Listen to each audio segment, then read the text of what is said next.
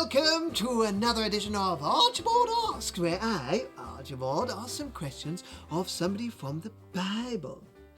Well, you might not believe it until you see it with your own eyes, but today, Archibald asks Thomas! Hello, everyone. Hello. Now, Thomas, friend and follower of Jesus. Yes.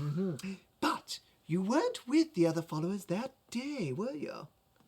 That day.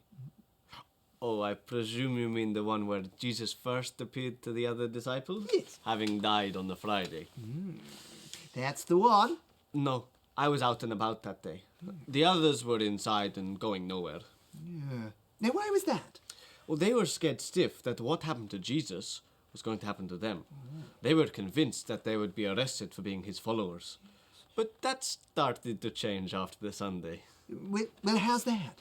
Well, they claimed that they had seen Jesus alive. But I wasn't buying it. You don't need to be a doctor to know that dead people don't just get up and walk around. And we know Jesus had died. If there was one thing the Romans were good at, it was killing people. And they had done that to Jesus. Absolutely. So the others had gone a bit doolally, off their rocker, one soup spoon short of a full picnic set. Exactly, that's what I thought. I figured, the grief had gone to their head, they were seeing things. There's no way Jesus could have come back to life. Absolutely not. So what happened next? Well, it was a week later. I was with them this time. The doors were locked. Though they thought Jesus may have been alive, they were still convinced the Romans could come after them. But then, it happened. They finally snapped? No. The doors burst open and they were all arrested? No, he was there. Delivery man? Jesus! Hang on a second. How could that be? He had died. Exactly. The doors were locked, yet still he appeared right in front of me. I had said before that the only thing that could convince me was if I could touch his hands where the nails had been. But there he was, live in the flesh. And he said, "Peace be with you." But I was anything but peaceful. I was terrified. Yes. And then he showed me his hands. And he said, "Thomas, touch my hands. Put your arm in my side. Stop doubting and believe."